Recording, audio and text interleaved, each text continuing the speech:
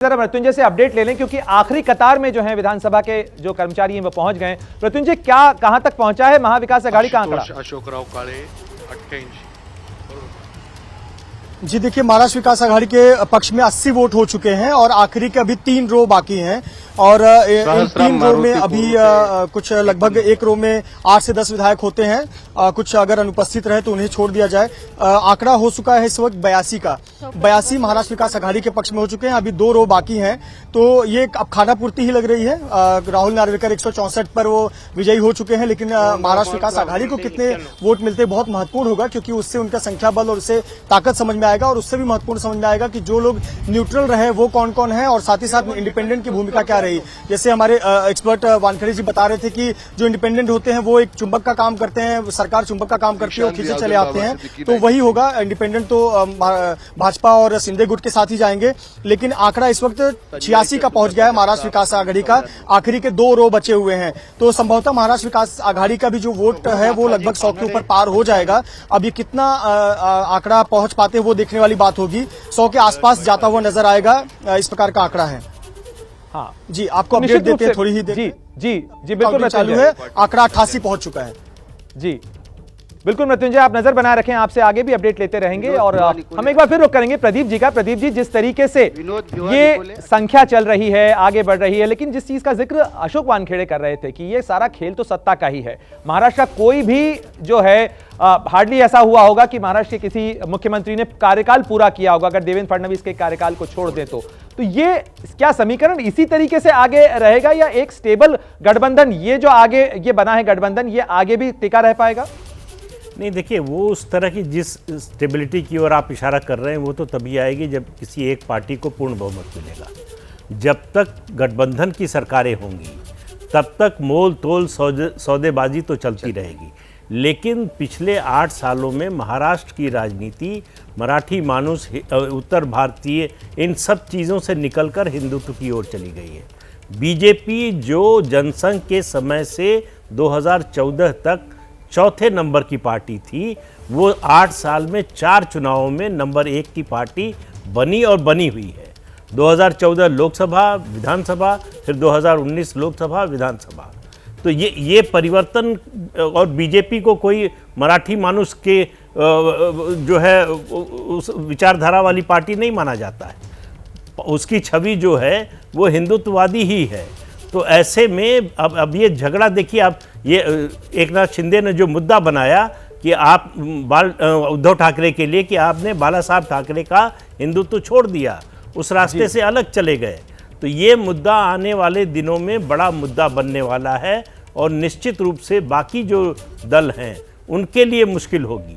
वो खुलकर बहुत ज्यादा विरोध भी नहीं कर सकते और समर्थन तो कर ही नहीं सकते। तो इसलिए आगे की राजनीति। बिल्कुल प्रदीप जी, आप बने रहे हमारे साथ में। अशोक वानखेड़े भी हमारे साथ जुड़े हुए हैं। महाराष्ट्र के सत्ता परीक्षण पर हर अपडेट आप देख रहे हैं एबीपी न्यूज पर।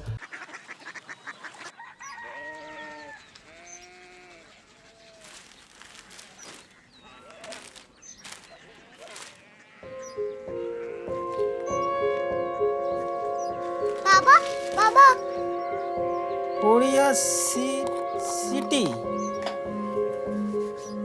জানি না।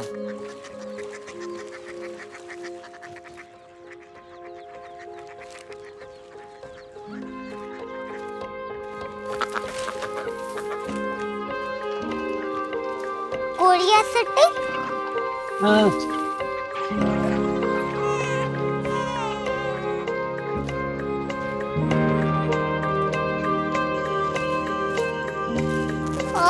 कोरिया सिटी कहाँ पे है? शहर अंग्रेजी लगे हैं।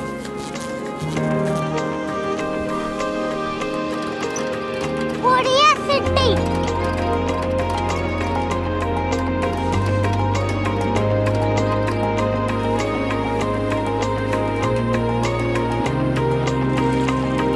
वो बहुत दूर है।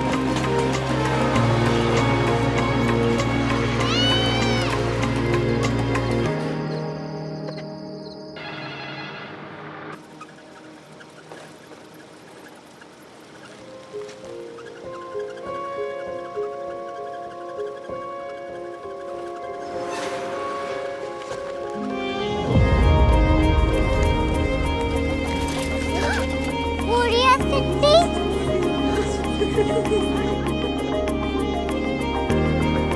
दुनिया को बोलना है। कुछ लोग बड़े होते हैं। कोरिया सिटी कहाँ है? प्रोफेसर साहब को पता होगा। हो, ये छोटा वाला ग्लोब लगता है और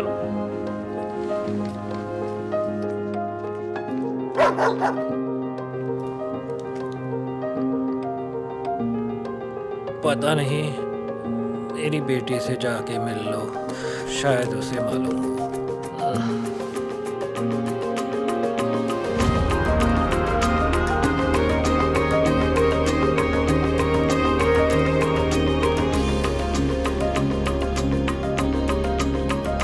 हाय, बाबा ने भेजा है। Come here. Korea city Korea city नहीं, क्यूरियोसिटी। वो क्या? That's what brought you here. जो तुम्हें यहाँ तक ले आया। क्यूरियोसिटी।